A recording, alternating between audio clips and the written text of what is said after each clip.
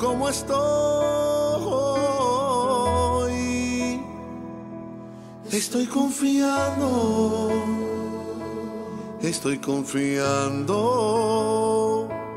en sus promesas. Estoy confiando en su grandeza, porque Él es bueno, fortaleza en el día de angustia, y conoce los que en Él confían.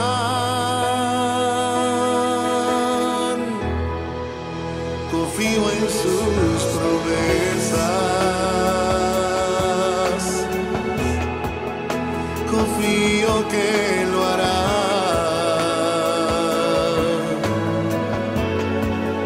Si Él lo prometió,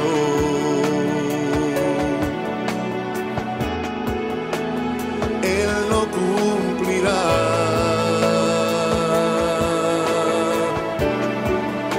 Confío en sus promesas, confío que Él lo hará. Sigo confiando y creyendo que lo recibiré, si es su voluntad. Si me preguntan cómo estoy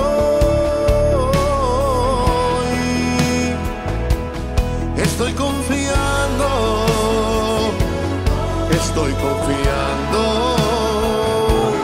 en sus promesas. Estoy confiando en su grandeza, porque Él es bueno, fortaleza en el día de angustia, y conoce los que en Él confían. Confío en sus promesas, confío que lo hará.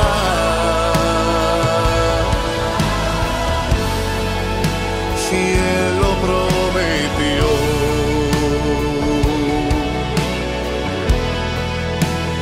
Él lo cumplirá.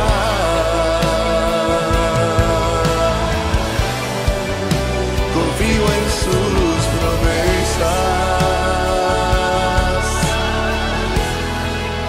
confío que lo hará. Sigo confiando y creyendo que lo recibiré, si es su voluntad. Estoy confiando en el que dijo contigo estaré. Estoy confiando en el que dijo yo te sanaré.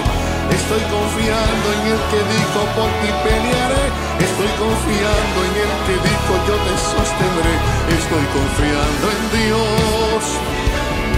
Estoy confiando en Él.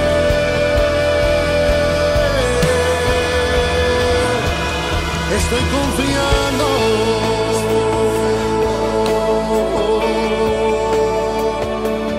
Estoy confiando.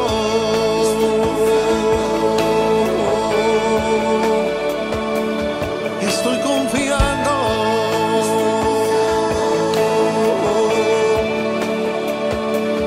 Estoy confiando. Estoy confiando.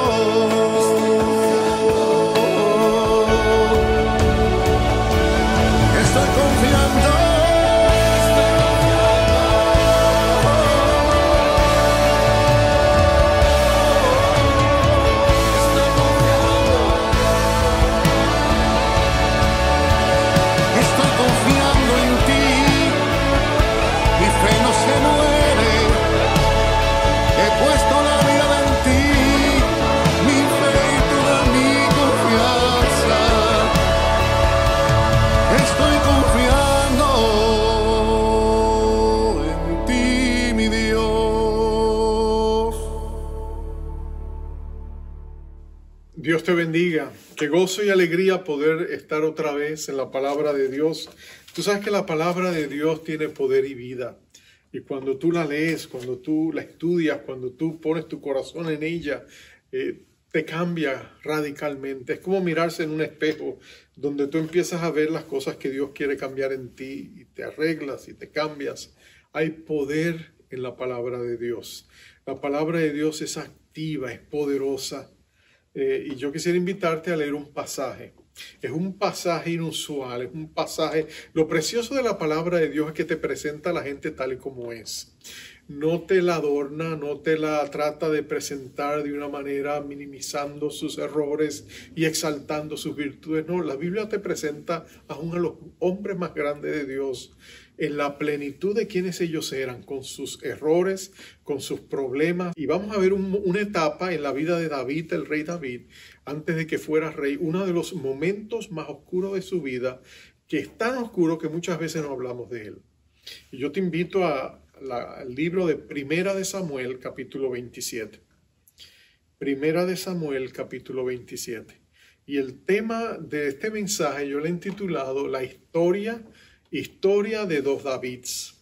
Porque te voy a hablar de David y te voy a hablar de otro David, un misionero que pasó por una situación similar a esta. Que Dios nos ayude a llegar al corazón nuestro a través de la palabra de Dios. Dice así, Primera de Samuel 27, 1 al 6, dice, dijo luego David en su corazón, al fin seré muerto algún día por mano de Saúl. Nada por tanto me será mejor que fugarme a la tierra de los filisteos, para que Saúl no se ocupe de mí y no me ande buscando más por todo el territorio de Israel, y así escaparé de su mano. Se levantó pues David y con los 600 hombres que tenía consigo se pasó a Aquís, hijo de Maoc, rey de Gat. Y moró David con Aquís de Gat, él y sus hombres, cada uno con su familia. David con sus dos mujeres, Ahinoam, israelita, y Abigail, la que fue mujer de Nabal, el de Carmel. Y vino a Saúl la nueva de que David había huido a Gat y no lo buscó más. Y David dijo a Aquís, si he hallado gracia ante tus ojos, séame dado lugar en alguna de las aldeas para que habite allí. Pues ¿por qué ha de morar tu siervo contigo en la ciudad real? Y Aquís le dio aquel día a Siclag, por lo cual Siclag vino a ser de los reyes de Judá hasta hoy. Fue el número de los días que David habitó en la tierra de los filisteos, 1 año y 4 meses. Vamos a detenernos ahí, hemos leído hasta el verso 7. Vamos a detenernos ahí, vamos a orar. Padre glorioso, bendito es tu nombre, Señor nuestro y Padre nuestro. Nos acercamos a tu bendita casa de oración por medio del nombre de nuestro Rey Jesús. Y sabemos que tenemos una puerta abierta porque Cristo es la puerta. Y cuando llegamos tú nos recibes con los brazos abiertos porque eres nuestro Padre amado, eres nuestro Rey de gloria, eres nuestra esperanza y nuestra fortaleza, nuestro pronto auxilio en la tribulación. Y Padre, tú has puesto en mi corazón hablar de un tema que a muchos cristianos les es difícil hablar. Y es cuando estamos resentidos contigo, porque el diablo nos ha hecho creer que la esperanza que pusimos en ti es en vano. Y cuando el desánimo y la desesperanza nos arropan, Señor, y nosotros caemos en ese estado, terminamos alejándonos de ti. Y Señor, quizás hoy hay hermanos que llevan en sus corazones algunas heridas y algunos pequeños resentimientos y algunas amarguras. Y Señor, no hablamos de ella, pero es evidente en nuestras acciones que caminamos dolidos contigo, porque no entendimos ni vimos el propósito de por qué tú permitiste ciertas cosas en nuestra vida. Y lo que yo quiero pedirte, oh Dios, es que tú nos hables, que tú nos manifiestes tu gloria y que tú nos muestres tu infinito amor. En el nombre poderoso de nuestro Rey Jesucristo te lo pedimos, oh Espíritu de Dios, ayúdanos para que la obra tuya se perfeccione en nosotros. En el nombre de Cristo una vez más te lo pedimos. Amén, amén y amén. Hace unos años atrás yo era un joven pastor y tenía un gran mentor. Y este pastor, amigo mío, era un padre espiritual para mí. En una ocasión yo había estado orando por algo, había confiado en algo con Dios, lo había puesto, Él me había ayudado a orar, estábamos bien. Y de pronto las cosas no se dieron como nosotros esperábamos. Y cuando yo le conté lo que había pasado, él me dijo, tienes que decirle a Dios que no se meta contigo. Dile a Dios que no te fastidie. Y yo le dije, pastor, ¿cómo usted le puede hablar así a Dios? Yo no me atrevo a hablarle hacia Dios. Y él me dice, bueno, tienes que ser sincero con Dios, porque si tú no eres sincero con Dios, tú no eres sincero contigo mismo. Y tarde o temprano, lo que se siembra en tu corazón, esa espina va a brotar. Y fue la primera vez con que yo empecé a pensar de que era posible que por no entender todas las cosas que Dios permitía en nuestras vidas o los propósitos ocultos que a veces Dios tiene al permitir ciertas cosas en nuestra vida, muchas veces nosotros como cristianos corremos el peligro de enojarnos con Dios, de desilusionarnos con Dios.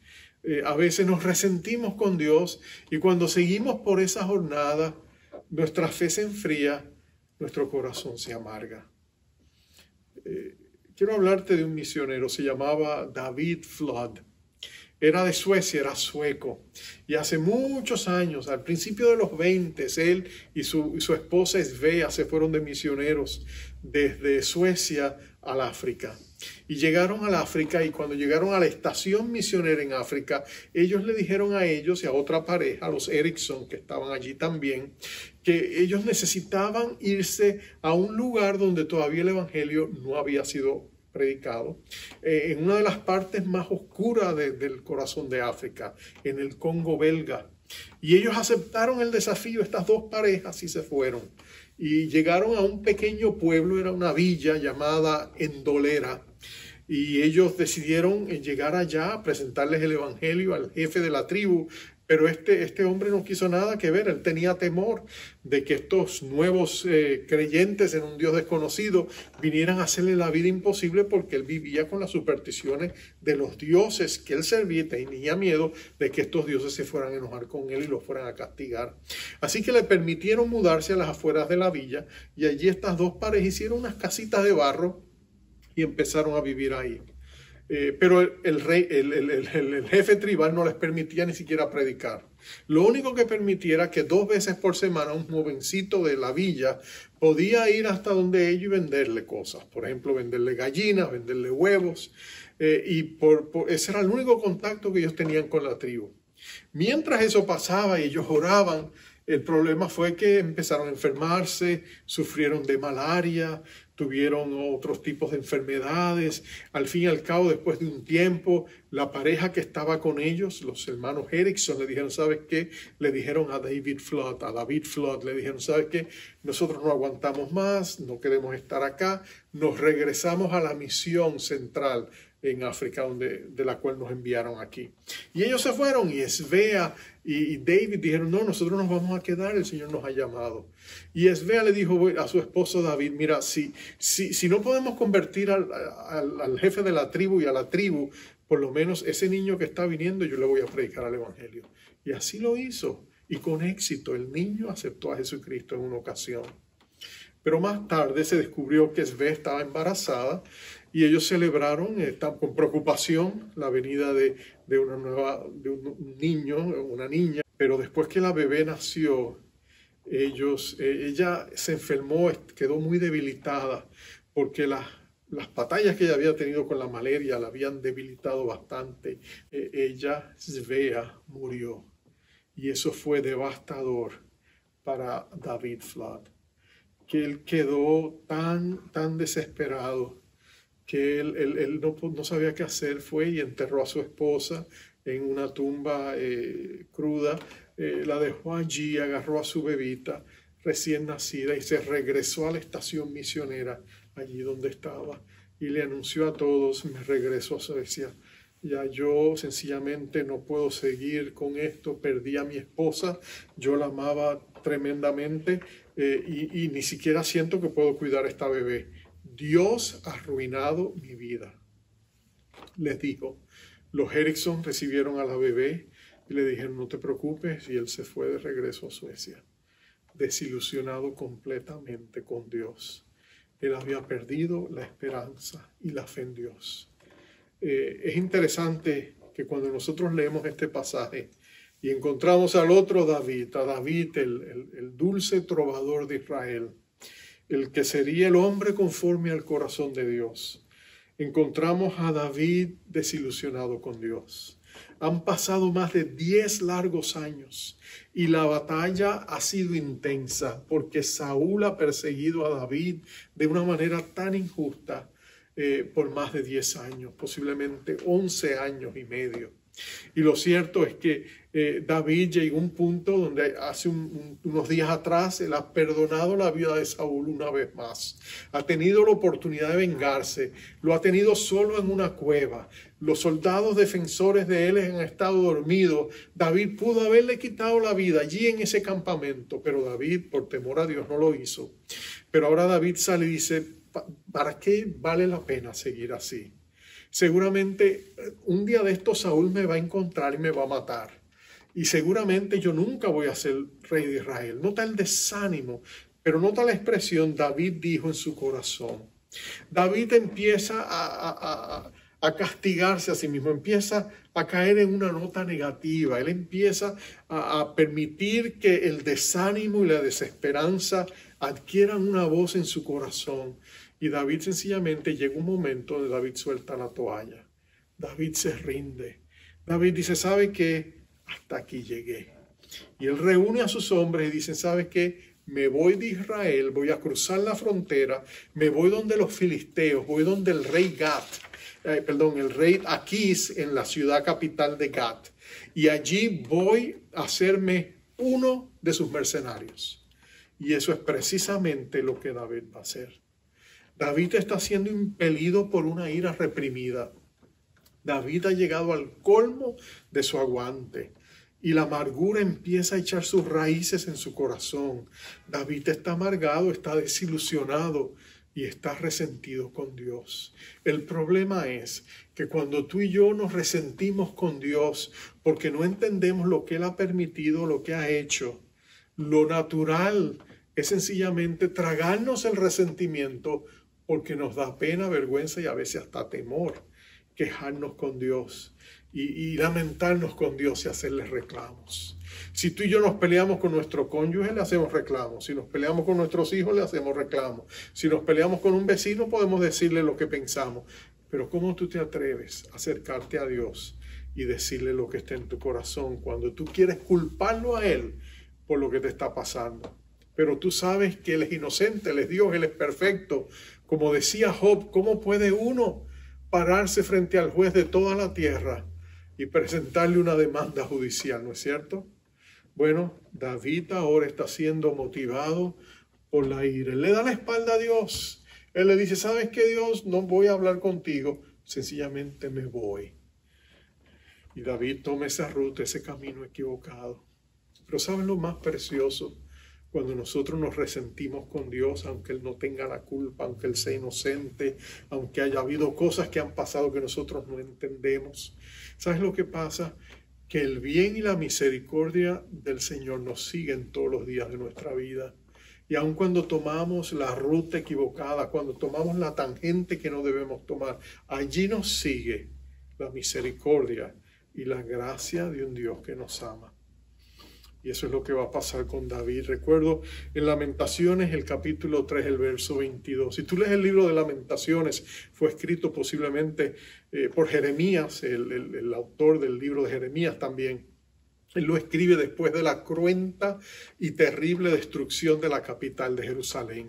Y allí en el Gólgota dicen que Jeremías escribió este libro de Lamentaciones. Y cuando tú lo empiezas a leer, tú empiezas a darte cuenta todo lo que hay dentro del corazón de Jeremías. Cómo él se lamenta delante de Dios. Cómo le dice, Señor, has sido tan duro con nosotros.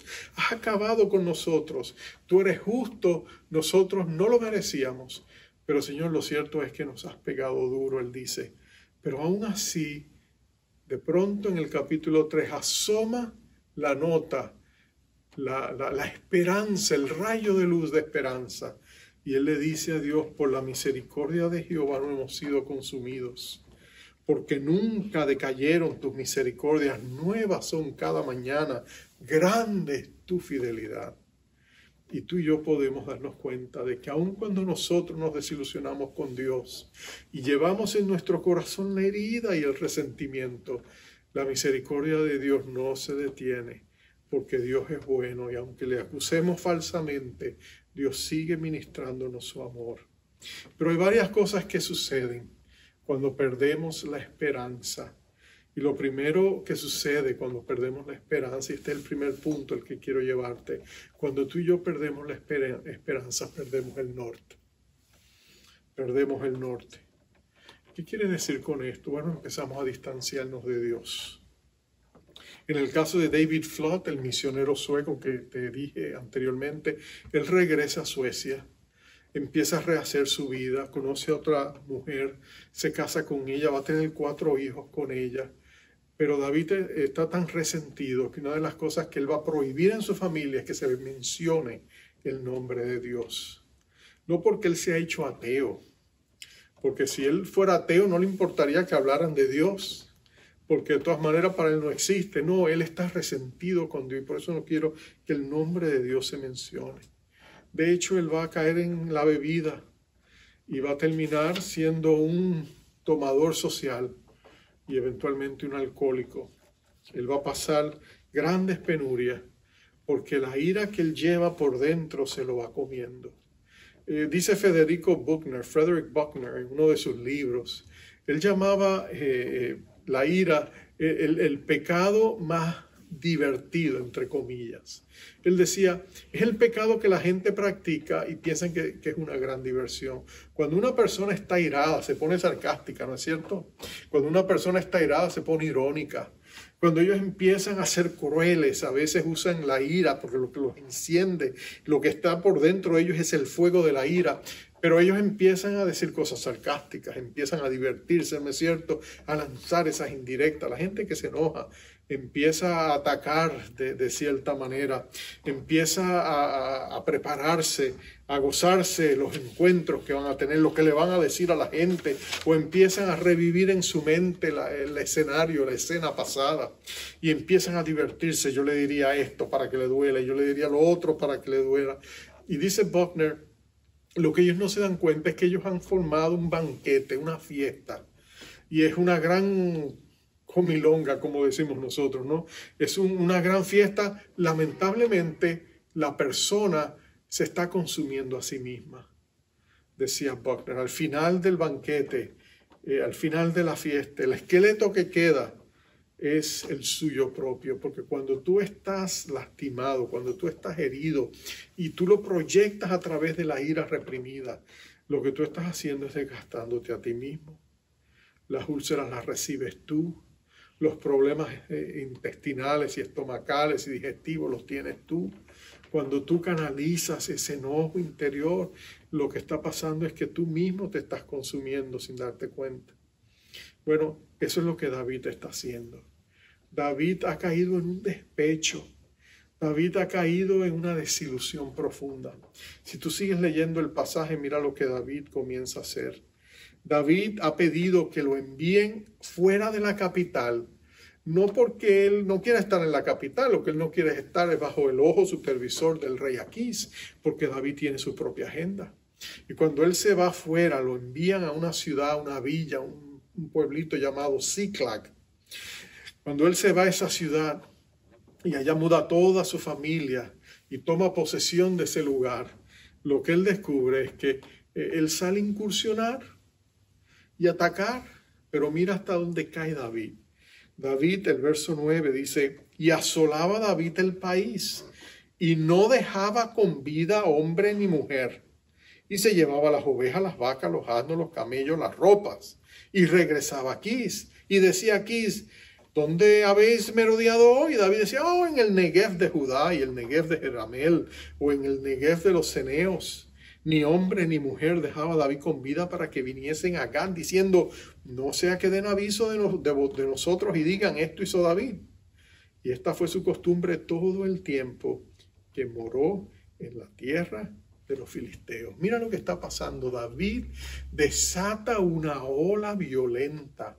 Él va y saquea todas las villas que están en la costa sur hacia Egipto, en lo que hoy sería Gaza, en la costa oeste de Israel. Él empieza atacando el sur donde vivían los filisteos cerca del mar. Y él empieza a atacar los pueblos de abajo que no estaban afiliados a los filisteos. Y él los ataca y miente al rey Aquís y le dice, no, yo he estado incursionando en Israel y he estado atacando allá tal parte y tal otra parte, cuando en realidad él estaba atacando la gente que en cierta medida pertenecía a los filisteos, aunque no eran filisteos mismos. Pero mira esto, David no deja a nadie con vida. Él no puede dejar testigos para que después le acusen y le digan a Gad, mira, David está atacando a esta gente. Entonces David miente, David engaña, pero David se convierte en un asesino. Es cierto que la gente que él ataca eran gente pagana, que tenían prácticas terribles, que tenían prácticas que Dios consideraba abominaciones. Pero el hecho es que David lo está haciendo y lo está haciendo por despecho. David ha caído profundamente. David está lleno de ira, está lleno de dolor y no hay quien pueda hablar con él. Yo me pregunto en ese momento, ¿por qué sus hombres no le llaman la atención? ¿Por qué no le dicen? Y yo creo que es que aún si lo hubieran hecho, David no estaba dispuesto a escuchar. El corazón de David se ha endurecido, se ha puesto como una piedra. Y todo el que se le pone por delante es daño colateral. Y eso es lo que David está haciendo. Cuando nos desilusionamos con Dios y caemos en la amargura, es increíble lo que el ser humano puede hacer y de lo que es capaz cuando la llama de la fe se apaga o se hace muy baja en su corazón. Lo que pasa es que perdemos el norte. De pronto nuestra relación con Dios desaparece, se enfría. De pronto nosotros caminamos como si fuéramos ateos prácticos y nos desprendemos de Dios y el resultado es que vamos cayendo en un descenso moral y espiritual y nosotros nos enceguecemos y podemos estar en la casa de papá como lo estaba el hermano del hijo pródigo, pero nuestros corazones están alejados de Dios. Nuestros corazones también están pródigos. Pero mira lo segundo que pasa. Sembramos vientos y cosechamos tempestades.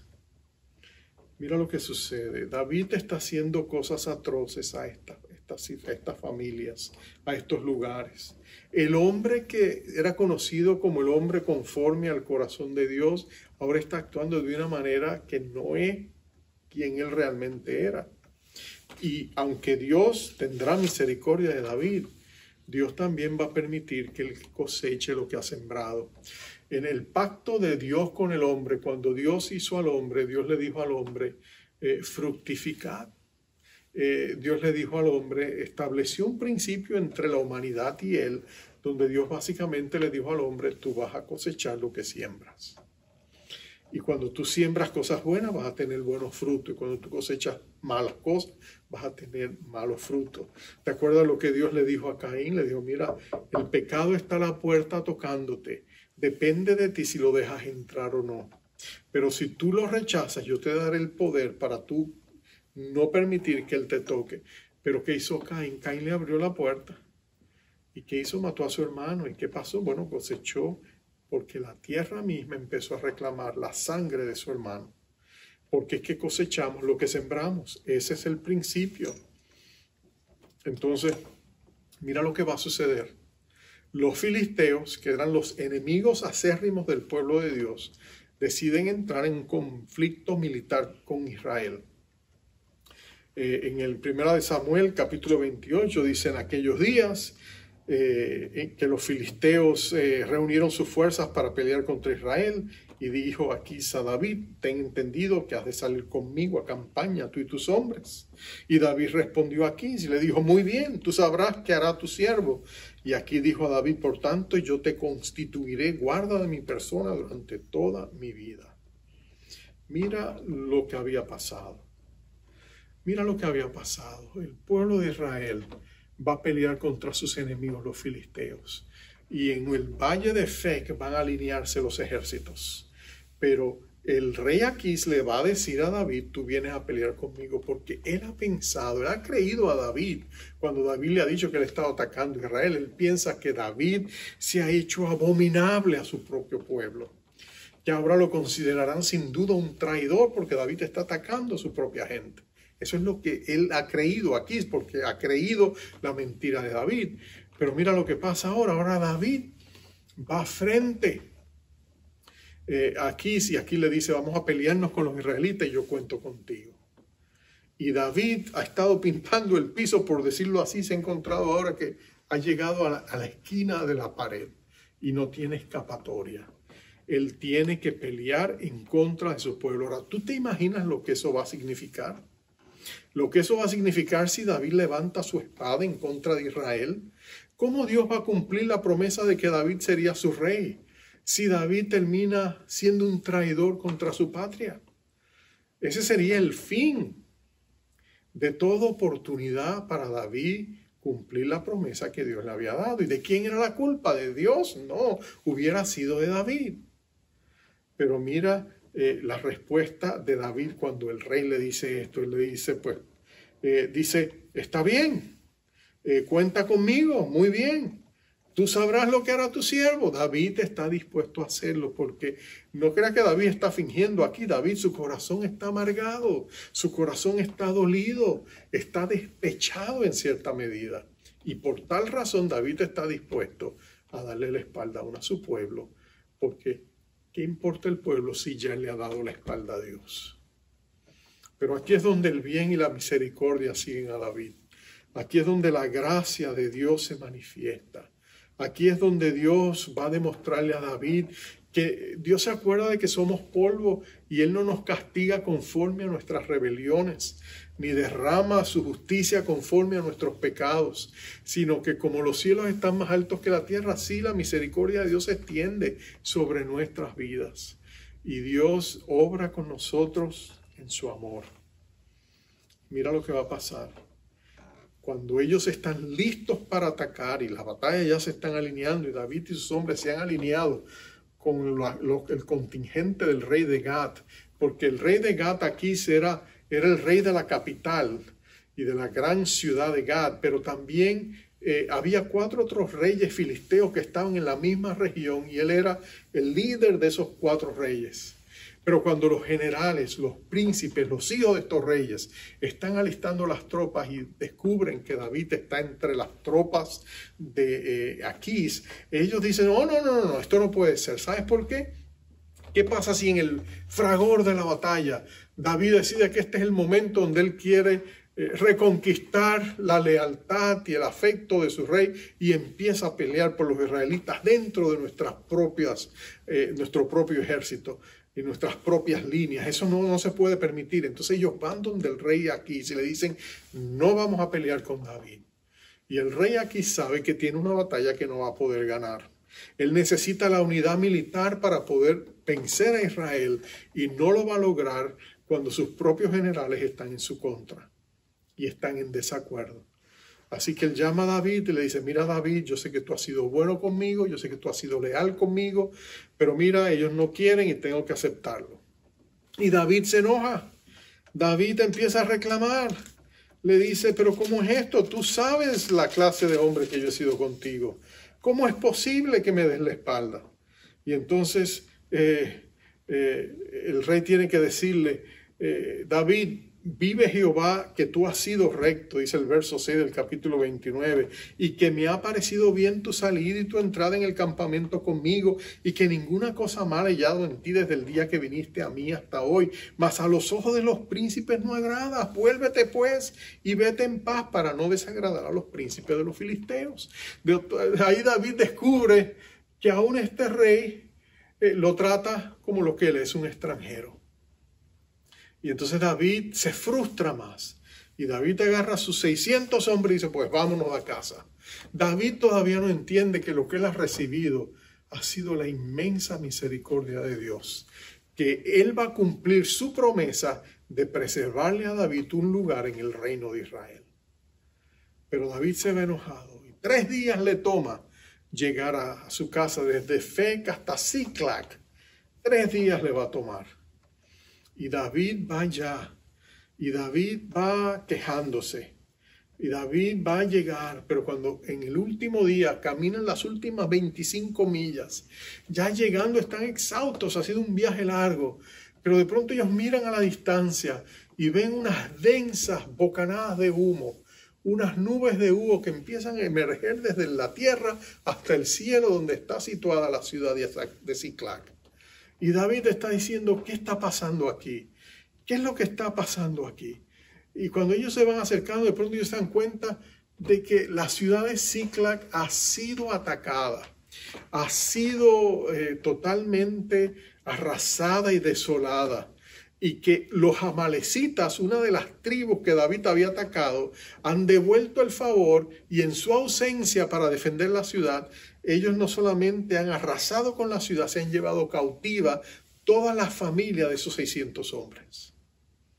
Y yo quiero que tú observes, por favor, la misericordia de Dios. Porque cuando David arrasaba las villas de ellos, David no dejaba testigo.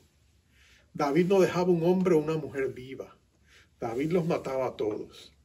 Pero Dios no ha permitido eso. Dios no permitió que mataran a las familias de David y de sus hombres. Mira la misericordia de Dios. Justicia hubiera sido que a todos ellos los hubieran matado, ¿no es cierto? Justicia es lo comparativo, lo equitativo, ¿no es cierto? Pero Dios no lo permite, porque grande es su misericordia. Pero nota esto, David sembró vientos y ahora está cosechando tempestades. ¿Por qué Dios está obrando de esta manera? Porque Dios no ha terminado el propósito que tiene con David. Porque aún en nuestras rebeliones, aun cuando tú y yo nos resentimos con Dios y queremos darle la espalda porque estamos lastimados, o porque hemos estado heridos, o porque hemos perdido personas amadas, o porque las cosas no han salido como pensábamos, aún allí la misericordia de Dios nos arropa y la gracia de Dios nos sustenta. Y el propósito de Dios se afirma porque Dios tampoco ha terminado contigo. Porque Dios quiere llevarte al arrepentimiento. David Flood, el otro David, había dejado su hijita, Aina, la bebé, en las manos de la familia Erickson. El problema fue que después de que él partió para Suecia, unos meses más tarde, la familia Erickson también se enferma y los dos mueren unos días después el uno del otro. Y la niña queda huérfana 2 veces. Pero allá había una familia de misioneros norteamericanos, amigos de todos ellos, dijeron, no, nosotros la vamos a tener. Y ellos la adoptaron. Eventualmente ellos regresaron a Estados Unidos y se la llevaron. Y a Aina ellos le cambiaron el nombre, le quitaron el nombre de Aina y le pusieron el nombre de Aggie. Y Aggie llegó a ser su hija, el corazón, la niña de sus ojos. Y ellos empezaron a tratarla, la criaron en el Evangelio. Decidieron no volver al África porque temían que por la situación de sus papeles hubiera confusión en África y que si la llevaban no la dejaban traer o algo pudiera suceder. Así que ellos la adoptaron legalmente en Estados Unidos y la criaron como su hija. Él aceptó un ministerio pastoral en Estados Unidos y criaron a Aggie, quien eventualmente creció, se casó, conoció un chico que era profesor cristiano, era pastor y estaba dando clases en una universidad en Minnesota, en un colegio bíblico llamado North Central. Y mientras él estaba allí, allí fue que Dios tuvo misericordia y ella llegó a tener una vida normal, pero ella siempre supo que era una hija adoptada. Sus padres no le ocultaron nada, le hablaron de su mamá Svea, le hablaron de su papá David Flood, le hablaron de los Erickson, pero ella nunca vio la necesidad de buscar a sus padres, sabía que su mamá había muerto, sabía que su padre se había vuelto a Suecia, nunca tuvo la curiosidad. Pero un día están enseñando en un colegio bíblico después que estudiaron en North Central, y de pronto llega una revista a su casa y venía en francés. Y había un artículo donde había una foto de la tumba de su mamá y había algo y ella se interesó, inmediatamente entendió de quién se trataba el artículo, y entonces fue con su esposo a un compañero profesor que enseñaba francés y conocía el idioma, y él le tradujo las partes relevantes, y allí ella se enteró que aquel jovencito que su madre había llevado a los pies de Jesucristo, el niño que iba a venderle huevos y gallinas y que llegó a ser cristiano, ahora era el superintendente de una denominación cristiana con más de 110,000 miembros, y que toda la villa donde él estaba creciendo y que había cerrado sus puertas, todos ellos, incluyendo al jefe tribal, vinieron a Jesucristo a través del mensaje predicado por este niño. Ella quedó impactada. Ella dijo: oh Señor, qué grande es tu misericordia.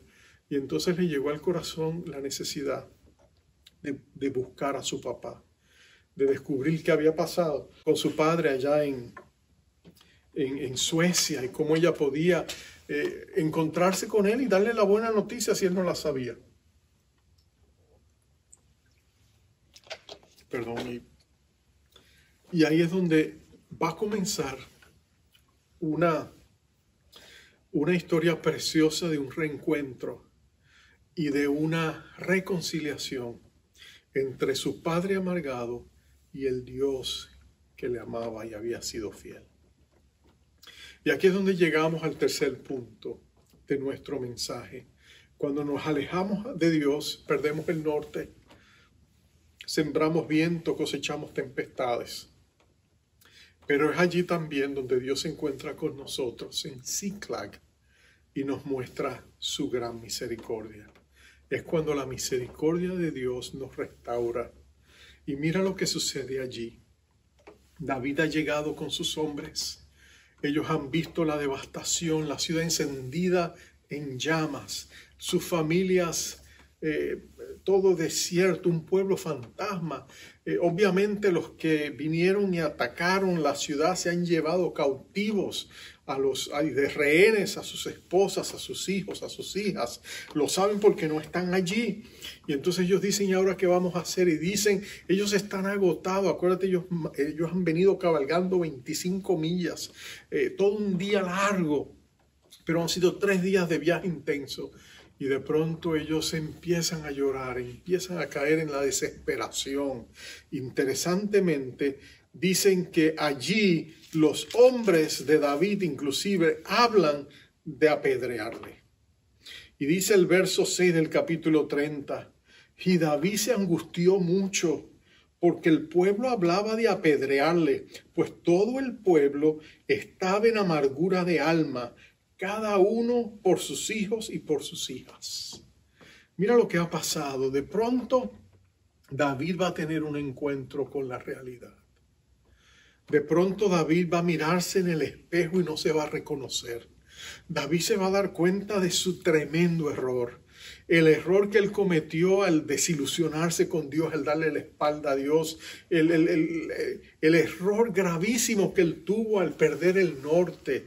El despecharse y caminar fuera de la voluntad de Dios.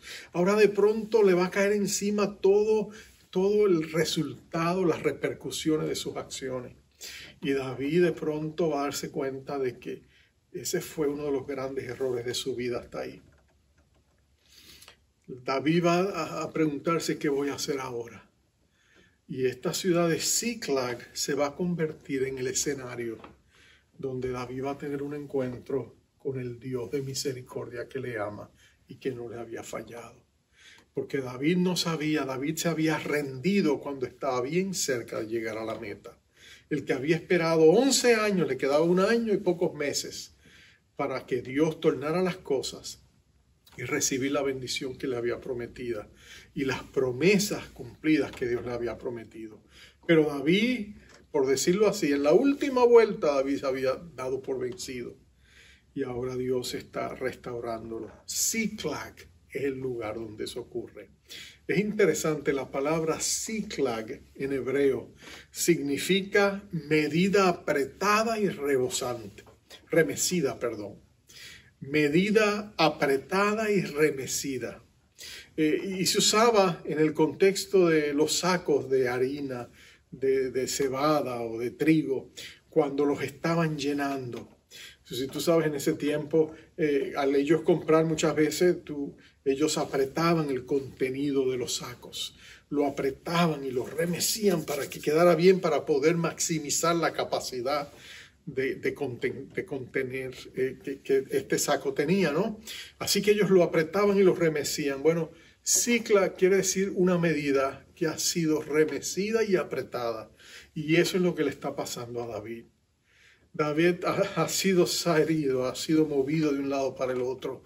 David, al alejarse de Dios, Dios tuvo que tomarlo y remecerlo y apretarlo y ponerlo en una circunstancia donde él abriera espacio para esa gran misericordia que Dios quería demostrarle. Y eso es lo que Ciclac significa para nosotros. Es el lugar donde Dios finalmente nos confronta con nuestra rebeldía, con nuestra amargura, con nuestro resentimiento. Es cuando finalmente Dios se vindica ante nuestros ojos y nos deja saber de que Él no tenía ninguna mala intención cuando pasó lo que pasó, sino que sencillamente en medio de todo lo que estaba pasando, lo que el diablo había querido para mal, Dios lo haría para bien. Y todos los hijos que han vivido, los hijos de Dios que hemos vivido esos momentos, descubrimos de que Dios no ha tenido ninguna mala intención, ningún trato injusto con nosotros.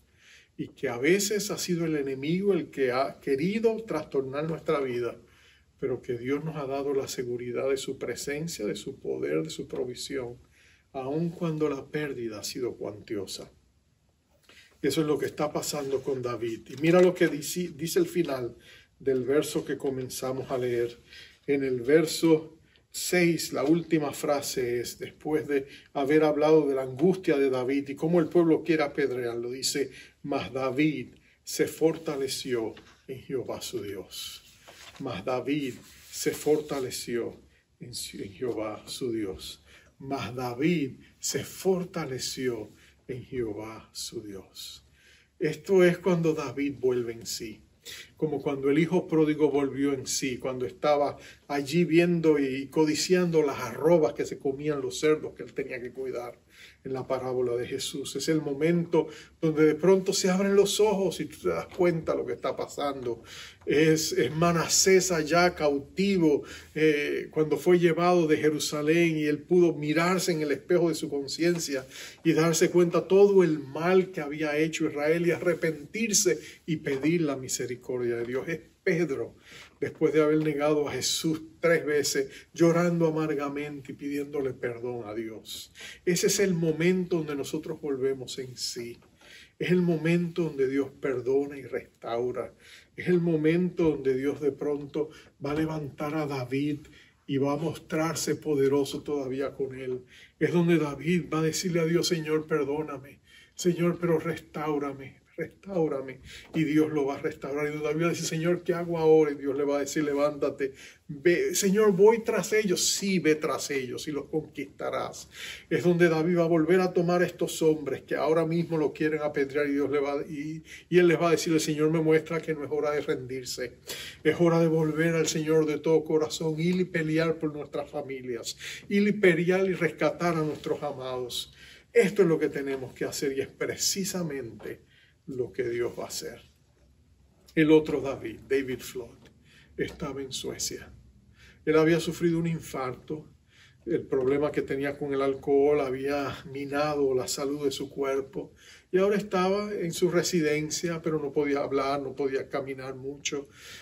Apenas podía decir pocas palabras. Pero cuando su hija, Aggie, descubre que su padre todavía vive, ella se pone en comunicación con los 4 hermanos. Ellos se alegran de escuchar de ella, le invitan a que visite a Suecia y ella y su esposo van hasta Suecia y allí conocen a sus hermanos primero y ellos les hablan y se alegran y celebran y de pronto ellos le dicen, mira, hay algo que tú debes saber, nuestro papá está enfermo, cuando lo vayas a ver no le hables de Dios porque él no quiere saber de Dios. Cuando tú le hablas de Dios, él se pone de un humor terrible y él está delicado, así que por favor ten mucho cuidado. Así que cuando ella va y ve a su padre, ella se acerca y empieza a acariciarle su pelo, empieza a hablarle. Su padre abre los ojos y la reconoce instintivamente. Le dice, Jaina, ¿eres tú, hija? ¿Eres tú? Y él le dice, sí, papá, soy yo, he venido a verte. Y él empieza a pedirle perdón, empieza a llorar, empieza a decirle, hijita, perdóname, yo te dejé, pero no era que yo quería desampararte, no era que yo quería abandonarte, es que yo no podía, no podía criarte en ese momento, pero te dejé en buenas manos, yo te dejé en las manos de una familia que era muy buena, que amaban a Dios y ellos te iban a ayudar. Y ella le dijo, no, papá, tranquilo, todo está bien. Y ella le dice, hija, lo que pasa, dice él, es que Dios nos olvidó. Por eso nuestras vidas han sido un desastre. Y ahí es donde ella con paciencia le dice, Señor, ayúdame, quiero darle esperanza a mi papá. Y le dice, papá, ¿te puedo contar una pequeña historia? Porque yo creo que tú no sabes todo lo que ha pasado. Y él le dice, mira, ¿tú te acuerdas aquel niño que mamá y tú le hablaban de Jesús? Él, sí, pues mira, él llegó a conocer a Jesús y empezó a contarle la historia de la vida de este joven y cómo él finalmente habló con la tribu mientras más él conocía a Jesús y leía la palabra de Dios, cómo él llevó inclusive hasta el jefe de la tribu a los pies de Jesús y cómo eventualmente hoy día él era el superintendente de una denominación con más de 110,000 miembros y cómo la iglesia, que en aquel tiempo no existía, comenzó con aquella semilla que se plantó en el corazón de este joven. O le dijo ella, papá, déjame decirte, no fuiste a África en vano. Mamá no murió en vano. El niño que ustedes ganaron para Cristo plantó las semillas que ustedes depositaron en él. Hoy más de 600 personas en la tribu conocen a Cristo y hoy él es el superintendente de la iglesia de los 110,000 miembros. El padre se echó a llorar y le pidió perdón a Dios y allí tuvo su ciclac, tuvo su momento de reconciliación con Dios. Las palabras de Jesús son tan ciertas. De hecho, después de allí ella volvería una vez más a África. Se pararía frente a la tumba de su mamá y allí vería cómo la gente la amaba y la llamaba la madre de la iglesia y a su papá el papá de la iglesia. Y en la tumba de ella habían puesto ahora una tumba mucho mejor elaborada que la que su papá había dejado. Habían puesto un verso de la Biblia en la lápida, Juan 12:24. De cierto os digo, que si el grano de trigo no cae en la tierra y muere, queda solo, pero si muere, lleva mucho fruto. Svea murió como una semilla, pero el fruto que ella dejó fue toda una iglesia.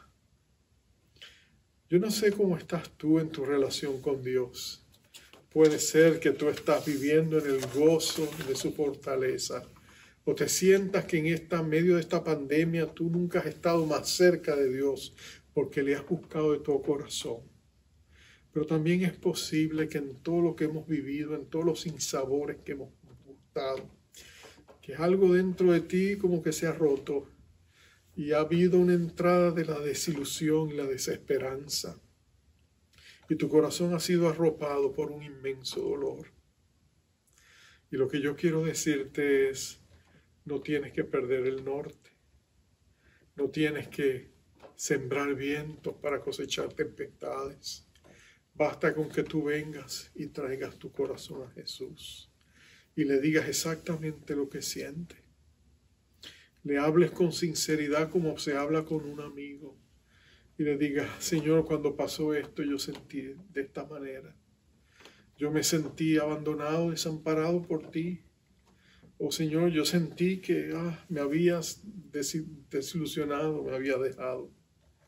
Y sabes, si Jesús pusiera palabras a su voz en ese momento, por medio de su espíritu, Él te diría, hija, yo jamás te abandonaría.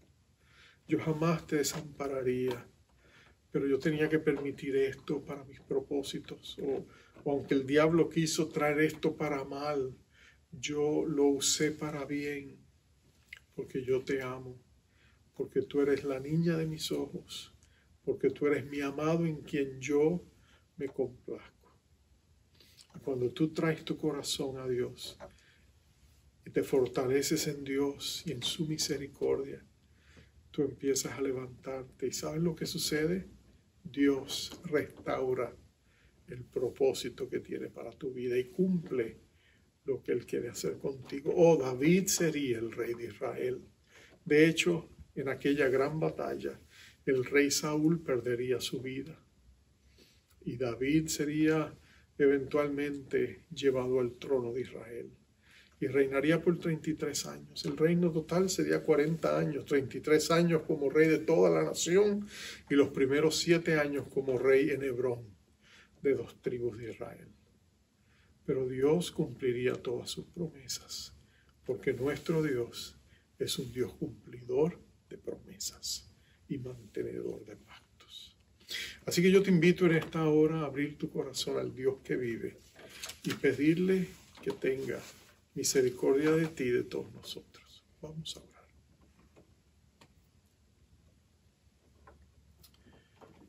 Padre amado, qué precioso es saber que tú conoces el corazón y pesas las motivaciones de cada uno de nuestros corazones y sabes exactamente lo que estamos sintiendo. Y yo sé que en este momento algunos de nosotros sentimos la imponente necesidad de llorar delante de ti, reconocer que necesitamos pedirte perdón.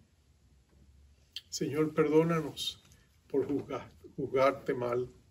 Perdónanos si hemos imputado a tus acciones motivaciones que no estaban allí, porque tú eres bueno, porque tú eres santo, porque tu camino es perfecto, porque tú jamás haces nada indebido y sobre todo porque tú eres amor y todo lo que haces está motivado por amor. Así que si en esta preciosa oportunidad hubiese alguien que está desilusionado contigo, resentido contigo, quizás porque su matrimonio se vino abajo, o quizás porque tuvo problemas en su trabajo, o ha tenido problemas de salud, o ha tenido conflictos de diferentes maneras. Oh Dios Todopoderoso, permítenos traerlos a ti y pedirte perdón por haberte juzgado mal, pero pedirte que nos levantes con grandes misericordias. Que el bien y la misericordia que nos han estado perseguidos, Señor, lleguen aquí ahora, a este momento, y sea nuestro Ciclag. El momento donde, aunque hemos sido remecidos y apretados, es el momento donde tú nos levantas y nos restauras y nos bendices y vuelves, Señor, a reconectarnos con nuestro norte, con nuestra esperanza que eres tú, porque tú eres nuestra porción, y que es el momento, Señor, donde empezamos a sembrar buenas acciones y donde tú limpias nuestros corazones de toda maldad. Oh Padre, confesamos y renunciamos a todo sentimiento que vaya en contra de ti y de tus buenos propósitos. Te pedimos perdón por haberlo pensado, te pedimos que tú nos limpies y te pedimos que tú nos restaures. Gracias por el amor de Cristo, gracias por la fidelidad de Cristo. Oh Señor, levántanos, quita de nosotros toda tristeza, toda desesperanza, todo dolor, Señor, límpianos con la sangre preciosa de Cristo, de toda amargura, de todo rencor, de todo resentimiento, y danos un corazón nuevo, limpio, puro delante de ti, para que nosotros volvamos a tomarte de la mano y a caminar contigo, confiando en la gracia y en la multiforme gracia tuya para con nosotros y nuestras vidas. Recibimos abundante gracia en el poder de nuestro Rey Jesucristo. A Él sea la gloria por los siglos de los siglos. Amén, amén y amén. Amados, qué precioso es saber que tenemos un Dios que perdona, que restaura, que da nuevas oportunidades, que está anticipando nuestro futuro y que ya tiene preparadas las tiernas misericordias de cada día y que nos las hace llegar porque nos ama. Por eso yo te envío con esta bendición. Jehová te bendiga, Jehová te guarde, Jehová haga resplandecer su rostro sobre ti y tenga de ti misericordia. Jehová alce sobre ti su rostro y ponga en ti paz. Bendiciones, amados. Y entonces, Daniel, ¿por qué amas a Dios y siempre hablas de Dios? Simple. Es lo que abunda en mi corazón.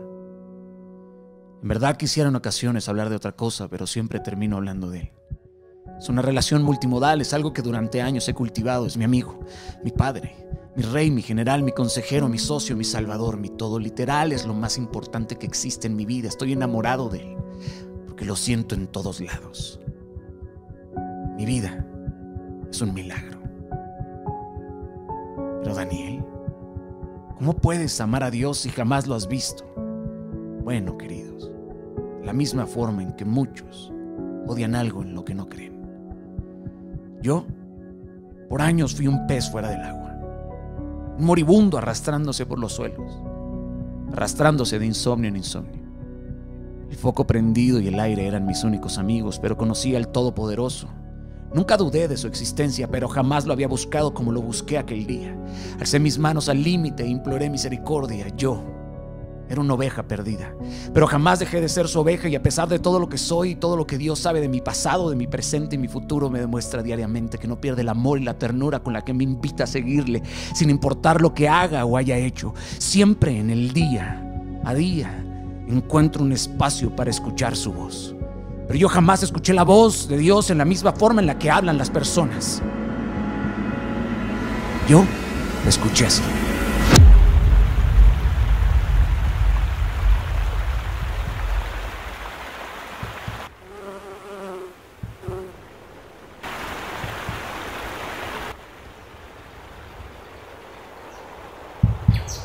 La escucho en el viento poderoso que se rompe en las montañas y sacude la hierba, el crujir de los caminos y los rayos del cielo. Así como lo hizo Elías, que lo escuchó después del fuego, en un silbo apacible y delicado. Por ello aprendí que para escuchar algo tan delicado, debo guardar silencio. Entendí que el silencio es otro de sus idiomas y que también para escuchar su voz, debía renunciar a mi propia voluntad y deseos. Queridos, respeto la ciencia y todo lo que la ciencia hace posible, pero en mi vida, Dios ha sido el cirujano, la transfusión sanguínea y medicina que yo necesitaba. En ocasiones, debemos aceptar que nuestro estado entero es tan deplorable que necesitamos algo más fuerte, algo que ninguna dosis médica puede brindarnos. Yo, por ello, decidí entregarme por completo a Él. Él fue quien me salvó y continúa salvándome de mí mismo. Hoy sigo siendo un forastero, un pecador. Pero ahora, bajo su justificación y gracia, he recibido todo lo que tengo y todo lo que soy. Oír su voz y obedecerla me ha hecho muy feliz. Así que deseo que muy pronto tú también la escuches. Busca su voz, que es la guía y ayuda interna que te induce a lo agradable y bueno para tu vida. Busca su voz y espera pacientemente la respuesta, porque jamás deja de responder. El que tenga oído, oiga.